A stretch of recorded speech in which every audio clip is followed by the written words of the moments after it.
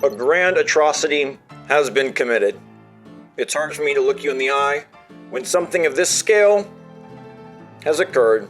Somebody has played Starfield. The first ever hands-on has gone down, and it wasn't yours truly. How could Moonman 1, a resident of the stars, a starfarer extraordinaire, how was I not considered? I bring you this latest transmission with a melancholy you can't quite possibly understand. Hello everyone, it's Moonman 1, although today I sure feel like Moonman 2. The first ever hands-on took place and we know details, intimate details, golly goodness, very dark details on how this game begins, overall impressions, opening quest lines, and what is going on with aliens and Constellation. I'll be filling you in on everything without diving into any major spoilers, because I won't get to play this until September the 1st. For now though, IGN's Ryan McCaffrey got to play 1 hour with Captain Howard, and I feel like I've been relegated to the docking bay. This, my friends, is a flag-planting moment. When I stuck my personal flag on the moon, it was an image of my helmet. It felt momentous. It felt altering. And I believe the first hands-on with Starfield is confirmation of a whole new world as well. It's one thing to look to the stars. It's another to go there. It's one thing to see Starfield being presented. It's a whole nother to play it. Don't take this moment for granted. This is the first human species to embark on this journey. It should have been me. Maybe it could have been you, but probably me. Instead, though, we'll take one man's word and dive straight in. I'll pick my head up like any good spaceman should do, and we'll get on to the deeper details.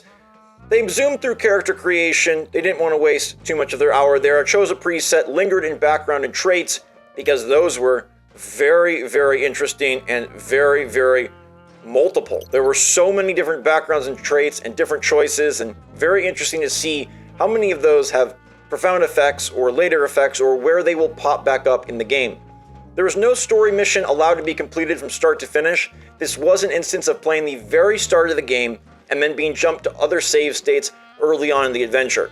They were allowed to meet Constellation, but we have confirmation that Constellation's initial encounter, which we assume sets up the premise and the purpose of your interaction with Constellation, does not involve alien life forms. So the reason that Constellation is working with you, the reason that you're approaching them, the watch, all of that business has nothing to do with aliens. And this is interesting as we take a larger look at what sort of role alien forms will have in this game, if any. It's something that has been a big topic of conversation, and it's something that we will have to wait and see. I know they're out there, and I have a feeling that they will pop up. We just haven't seen it yet. Are you struggling with uncooperative crops? Try our Radiation X, imported all the way from Earth. Not yet SDA approved, but over 1,000 5-star reviews on Amazon.Galaxy.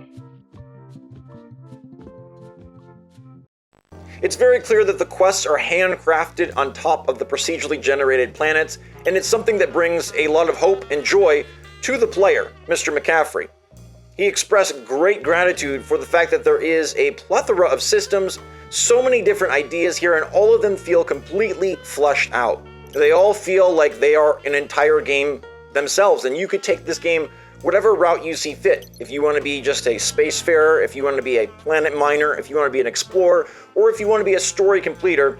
But McCaffrey believes that most people, or many people, will not even finish the story because they will be so distracted by the deep, involved, and impressive systems laid across the galaxies. Now, these systems are not mini-games, they are fully fleshed out, and he talks about space battles as something he worried would feel boring, bland, and lame after a couple of encounters, but no, it feels like a fully fleshed out and well-made space shooter sim. The story decisions were integral to this experience, and one that stood out to me was that early on, you're given a weapon to fight an oncoming enemy, but you don't have to pick up that weapon. You're getting attacked, but you have a choice to not grab the gun, and instead, you can try and sweet talk your way through these opening conversations. It was expressed that there's no indication of how far you could actually go before you are required to pull the trigger, but early on, you can be a smooth talker instead of a bullet spitter if you would prefer. I find this wonderful. Pacifism is something that I've experimented with in the past, and it's something I might experiment with once Starfield is in our hands. It's said that New Atlantis was the highlight, and how could it not be? That city has my heart. The times I've been there, unforgettable. Sarah Morgan may disagree. It's compared to Mass Effect meets Imperial City of Oblivion in terms of its scale, scope, and feel. There's actually a subway system that allows you to travel between different districts of the city. We're talking about an absolutely massive city, an absolutely insane scope and scale, and across the entire game of Starfield, at least within this hour, the scope and scale promised in the direct and in previous transmissions was confirmed. Yes, this game is not smoke and mirrors. This game is truly stars and solar systems. Are you feeling burnt out from the many demands of an intergalactic lifestyle? Join us at Sidonia Spa for our latest treatment, Guaranteed Results. Now, there are tons and tons of NPCs within New Atlantis, and all of them are approachable. Some don't have much to say, but you can interact and engage with all of them. McCaffrey said that he could see himself spending dozens of hours in these major cities alone. And if the other featured cities have as much scope, or even comparable scope, to New Atlantis, we are in for a real treat. The game world here is at a level that even Bethesda themselves have never quite accomplished, and it's so rewarding to see someone actually play the game outside of the typical PR transmission to learn that, yes, indeed, this is the game we've been promised. It does play that way, it does feel that way, and this magical, massive world, yep, you really do get to fully be a part of it.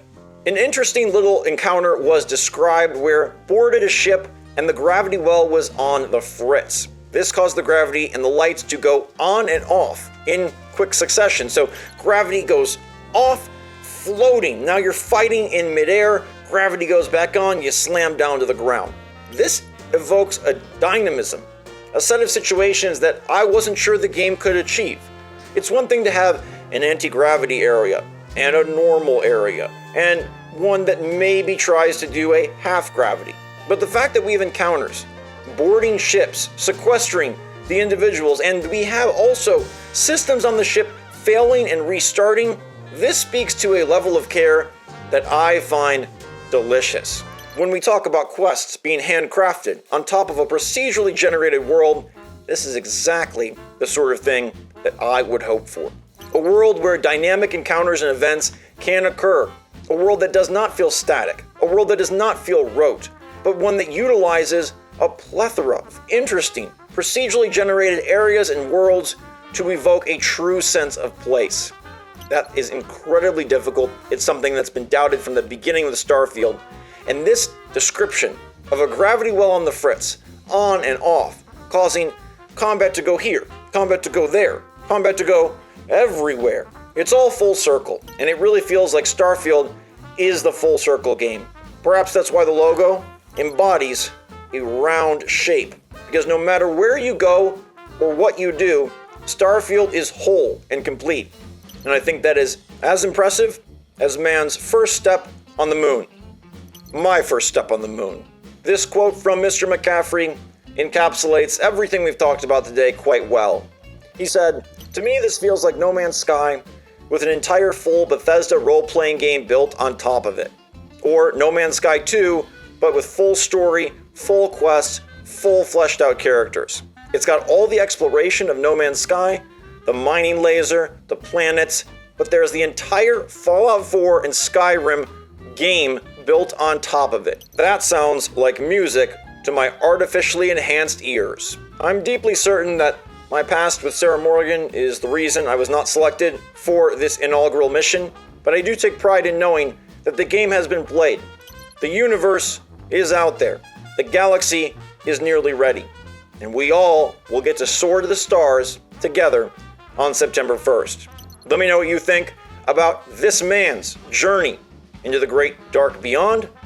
And for now, Moonman 1, over and out.